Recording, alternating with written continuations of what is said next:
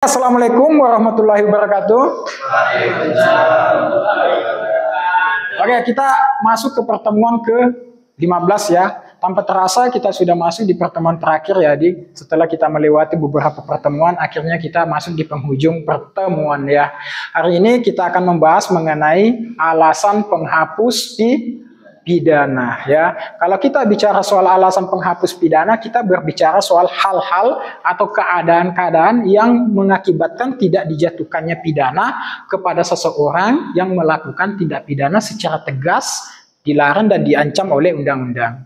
Ya, jadi kalau kita bicara alasan penghapus pidana itu adik-adik, berarti kita bicara soal subjek hukum yang melakukan tindak pidana, tetapi bisa tidak dipidana karena ada alasan yang menghapuskan pidana. Nah, berdasarkan kitab undang-undang hukum pidana, adik-adik, alasan penghapus pidana itu dibagi menjadi dua dasar.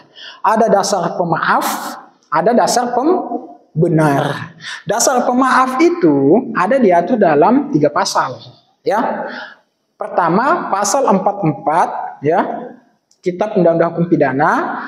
Lalu kemudian pasal 48 terkait dengan daya paksa overmah ya. Lalu kemudian ada diatur dalam pasal 49 ayat 2 terkait dengan pembelaan terpaksa yang melampaui batas, not mere excess ya.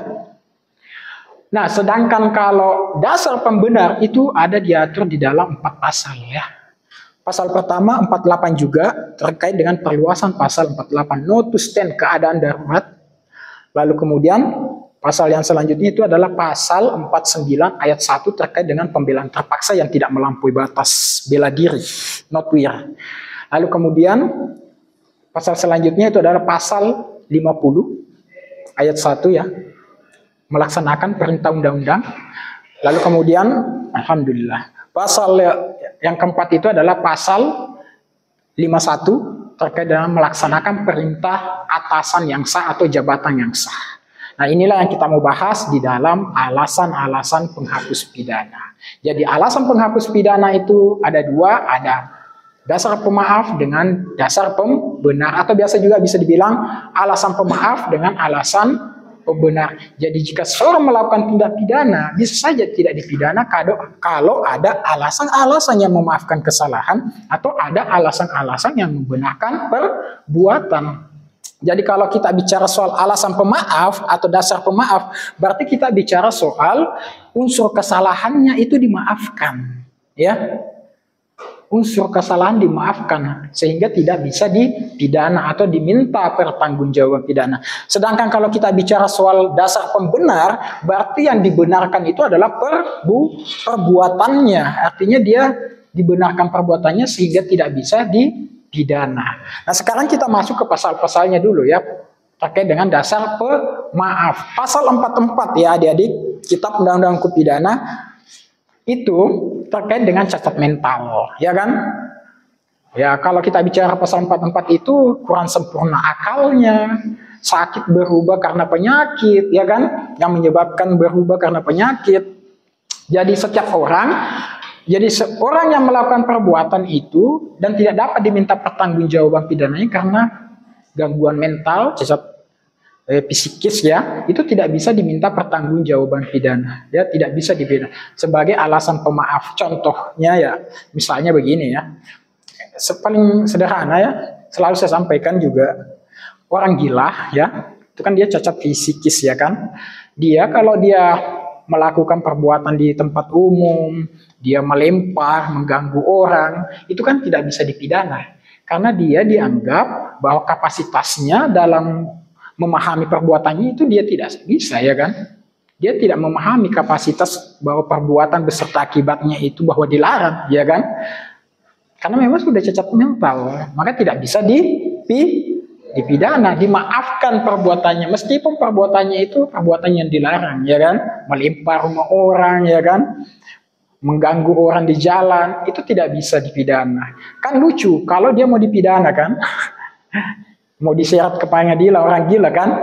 Iya, dia tidak bisa. Itu dimaafkan kesalahannya. Paling tidak kalau dia mengganggu ketertiban, ya kan, mengganggu orang, kalau dia tidak punya keluarganya, harusnya ditempatkan di rumah sakit jiwa. Bisa ya, itu pasal 44 ya. Dan ada juga mungkin bilang, bagaimana kalau ada juga orang biasanya mau lepas dari pertanggungjawaban pidana ya, pura-pura bohong, apa gila, ya kan? Dituntut pura-pura gila lagi sampai di pengadilan, itu harus dibuktikan kegilaannya secara medis. Tentu ada orang yang memang ahli di bidangnya ya, psikolog, untuk membuktikan bahwa apakah benar-benar dia gila atau tidak. Jadi untuk membuktikan kegilaannya itu nanti juga dibuktikan di pengadilan. Apakah dia gila ataukah hanya pura-pura gila, ya kan? Karena banyak begitu, dia sengaja pura-pura gila biar lepas dari pertanggungjawaban pidana, nanti dibuktikan. Yang membuktikannya ada ahlinya, ya, diperiksa melalui medis, dibuktikan dia benar-benar gila atau hanya bohong-bohong bersandiwara gilanya ya. Oke. Kemudian kita masuk ke pasal selanjutnya, alasan pemaaf ya. Pasal 48, masalah daya paksa ya. Jadi daya paksa itu berarti ada dorongan, ada paksaan dari luar sehingga orang itu melakukan tindak pidana ya. Contoh ya, daya paksa. Abadi ini adalah seorang kasir di bank, kemudian datang penyerampok menodongkan senjata, serahkan uang yang ada di laci itu, kalau tidak saya akan tembak kepala kamu. Akhirnya Abadi menyerahkan uang yang dipercayakan kepadanya ya. Menyerahkan uang kan itu merupakan perbuatan yang tidak diinginkan oleh Abadi, tetapi karena ada dorongan, paksaan ya adik-adik dari perampok itu, akhirnya Abadi menyerahkan itu uang itu kepada perampok. Akhirnya apakah bisa diminta pertanggungjawaban pidana Abadi? Tidak bisa, karena ada daya paksa, ada dorongan, ada paksaan ya. Begitu juga begini ya, Abadi yang badannya agak kecil, lalu kemudian datang siapa? Praha dengan badannya yang 10 kali lebih besar, kemudian mendorong si Abadi terhempas ke kaca, pecah kaca, rusak ya kan fasilitas. Pecahnya kaca kan tidak dihendaki, tidak diinginkan oleh Abadi, tetapi karena ada dorongan sehingga Abadi terhempas. Bisa dipidana? Tidak bisa. Yang dipidana adalah Praha, dimaafkan juga kesalahannya. Itu juga daya paksa ya. Overmah ya adik-adik ya. Diatur di dalam pasal 48. Jadi kalau sepanjang dia memenuhi unsur pasal 48 ya, memenuhi di dalam pasal 48, maka tidak bisa diminta pertanggungjawaban pidana. Begitupun juga pasal 44. Kalau dia memenuhi dari pasal 44, unsur dari pasal 44, maka orang-orang itu tidak bisa diminta pertanggungjawaban pidana atau tidak bisa dipidana, dimaafkan kesalahannya. Oke? Lalu kemudian pasal selanjutnya ya, alasan pemaaf itu pembelaan terpaksa yang melampaui batas, not mere excess ya.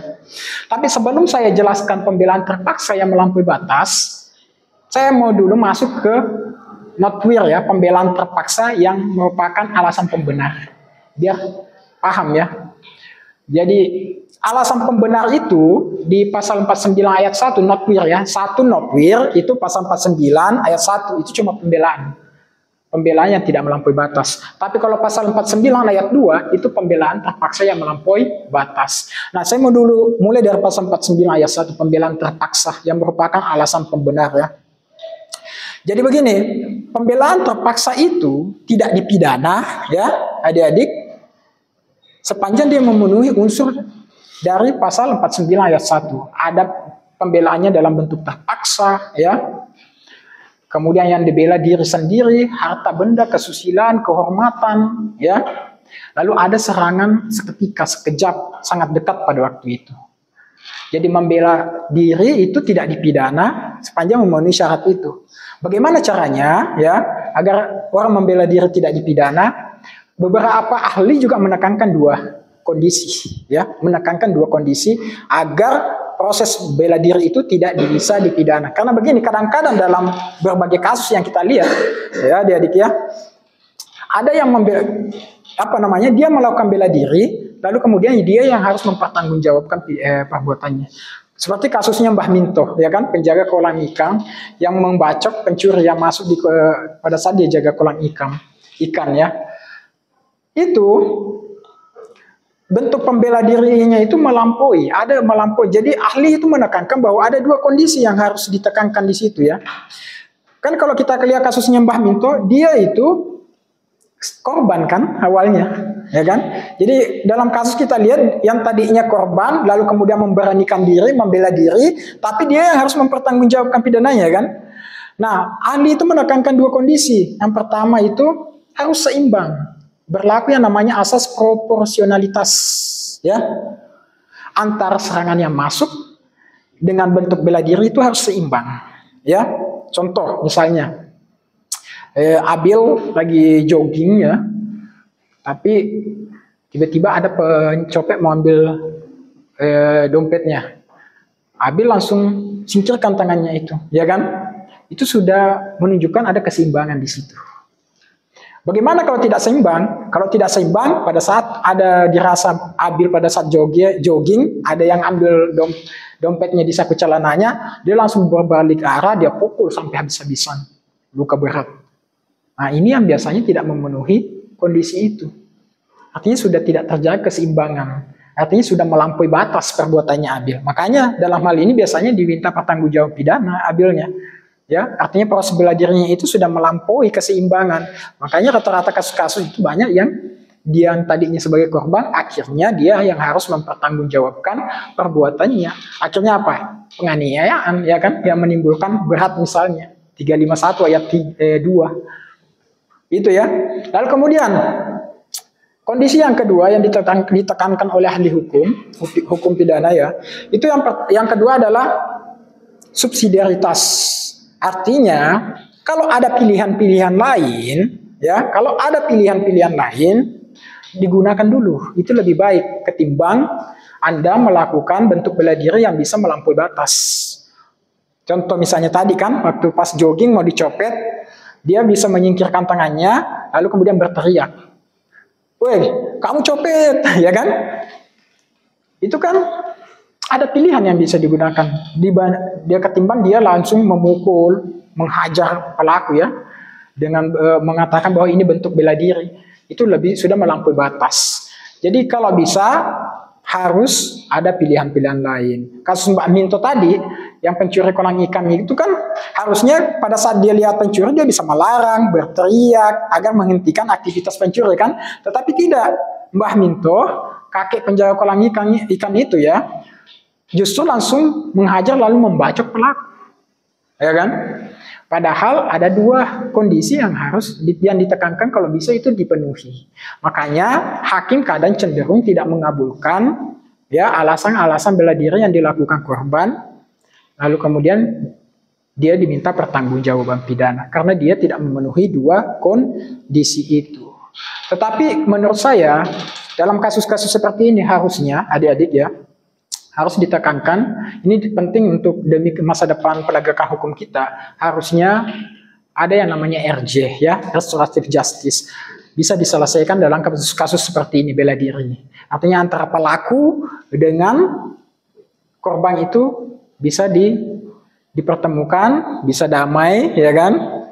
Kemudian artinya keadilan itu bisa dirasakan semua pihak.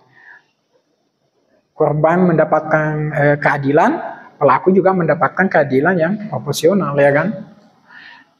Kalau kasus-kasus bela diri, kalau saya tekankan bisa dilakukan dengan RJ. RJ tahu ya, restoratif justice, keadilan restoratif. Itu artinya bagaimana menyelesaikan perkara itu di luar dari pengadilan, menghadirkan pelaku, ya semua mediasi, betul, musyawarah. Kalau dalam hukum adat kan musyawarah, ya kan? Oke, bisa ya? Ini. Nah, kemudian pasal 49 ayat 2 itu mengenai pembelaan terpaksa yang melampaui batas. Nah, ternyata pembelaan terpaksa itu bisa melampaui batas dan tidak dipidana sepanjang itu ada keguncangan jiwa yang hebat.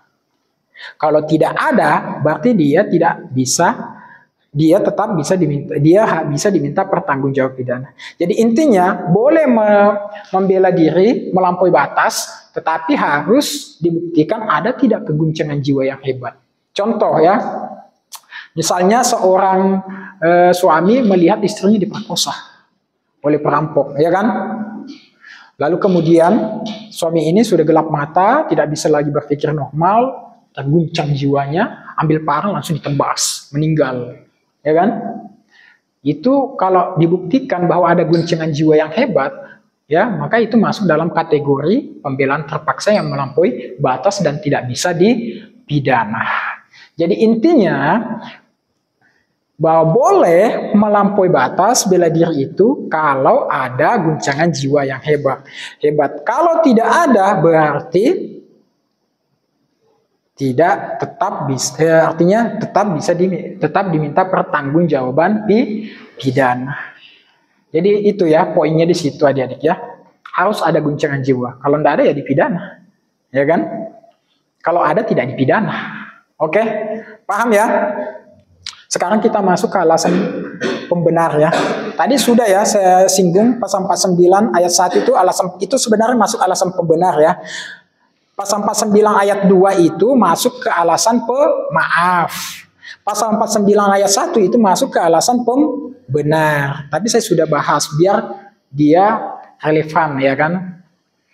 Jadi masuk ke alasan pembenar itu ada yang namanya juga pasal 48. Sama ada juga di dalam alasan pemaaf. Pasal 48 ya.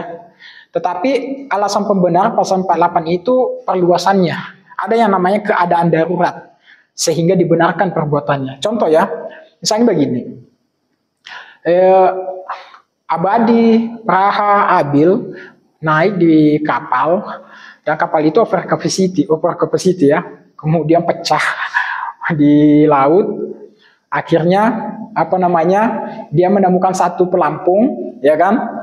Satu pelampung itu hanya bisa digunakan oleh satu orang adik-adik ya. Nah kalau 3 orang tidak bisa kan? Akhirnya siapa? Praha mau mendorong semuanya ini dua. Dia tidak tahu bagaimana, apakah dia mati masih hidup, terserah, yang penting mau menyelamatkan dirinya. Karena dalam keadaan darurat seperti ini, dibenarkan perbuatannya, tidak bisa diminta pertanggungjawab pidana. Karena kalau dia tidak pakai, bisa saja si Praha didorong juga dan mati, ya kan? Jadi dalam keadaan-keadaan darurat seperti begini, kasus-kasus begini, itu tidak bisa dipidana. Dibenarkan juga perbuatannya. Lalu pasal 49 ayat 1 tadi sudah saya singgung ya, membela diri tidak melampaui batas itu tidak dipidana sepanjang memenuhi unsur dari pasal 49 ayat 1. Dan ada 2 kondisi tadi itu ya. 2 kondisi itu harus ada yang namanya keseimbangan antara serangan masuk dengan bentuk bela diri itu harus seimbang. Lalu yang kedua adalah harus ada, kalau bisa ada pilihan-pilihan awal yang bisa digunakan sebelum melakukan bentuk bela diri yang bisa saja memperparah atau yang melampaui keseimbangan atau batas. Oke? Itu. Kemudian pasal 50 itu mengenai melaksanakan perintah undang-undang. Melaksanakan perintah undang-undang itu begini maksudnya. Jadi kalau orang yang sudah divonis oleh pengadilan baik tingkat pertama atau terakhir dan itu sudah inkrah berkekuatan hukum tetap ya, dan vonisnya adalah hukuman mati, maka eksekutor yang menghukum mati itu ya, itu tidak bisa dihukum ya. Meskipun membunuh orang itu kan merampas hidup orang itu pelanggaran ya kan. Tetapi karena ini adalah perintah undang-undang, maka tidak bisa dibenarkan perbuatannya oleh undang-undang dan tidak bisa dipidana. Bisa paham ya kan? Begitupun juga melaksanakan perintah jabatan yang sah pasal 51 ya. Itu kalau atasan penyidik memerintahkan melakukan penangkapan ya, ditangkapnya orang ya, penyidik melakukan penangkapan, menangkap orang kan itu merampas kemerdekaan ya kan, pelanggaran HAM juga sebenarnya ya. Tetapi karena ini adalah perintah jabatan yang sah, bukan yang tidak sah ya, tapi yang sah, berarti itu tidak bisa juga dipidana aparat penegak hukumnya karena dia melaksanakan perintah jabatan atasan yang sah. Beda dengan kasusnya Verdi Sambo memerintahkan siapa? Barada Eliezer, itu perintah atasan yang tidak resmi karena di luar dari institusi ya kan. Tapi kalau perintah atasan silakan ditangkap pencuri itu karena sudah terbukti 2 alat bukti sah dia melakukan tindak pidana pencurian misalnya ya, maka penyidik lakukan penangkapan, menangkap orang itu pelanggaran juga. Tetapi karena ini adalah perintah atasan yang sah, maka tidak bisa dipidana ya kan. Orang siapa? Polisinya tidak bisa dipidana ya kan, menangkap orang karena itu berdasarkan perintah atasan yang sah. Bisa ya? Oke.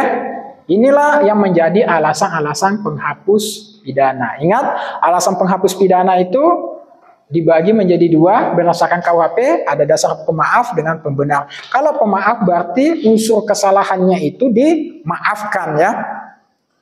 Sehingga orang tersebut tidak bisa dipidana atau subjek hukum tersebut tidak bisa dipidana. Sedangkan kalau dasar pembenar berarti itu melihat pada unsur melawan hukumnya. Jadi ketika unsur melawan hukumnya dihapuskan, maka subjek hukum tersebut tidak bisa dipidana juga. Ya, itulah yang menjadi alasan penghapus pidana menurut Kitab Undang-Undang Hukum Pidana. Sebenarnya alasan penghapus pidana tidak hanya diatur di dalam Kitab Undang-Undang Hukum Pidana, tapi karena kita mata kuliah hukum pidana, saya hanya batasi pada KUHP saja. Konteksnya dalam Kitab Undang-Undang Hukum Pidana. Alasan penghapus pidana juga ada diatur di dalam sistem peradilan pidana anak, ya kan? Anak-anak yang melakukan tindak pidana itu di bawah dari 12 tahun itu juga tidak bisa diminta pertanggungjawaban pidana. Oke? Terkait dengan materi ini. Assalamualaikum warahmatullahi wabarakatuh.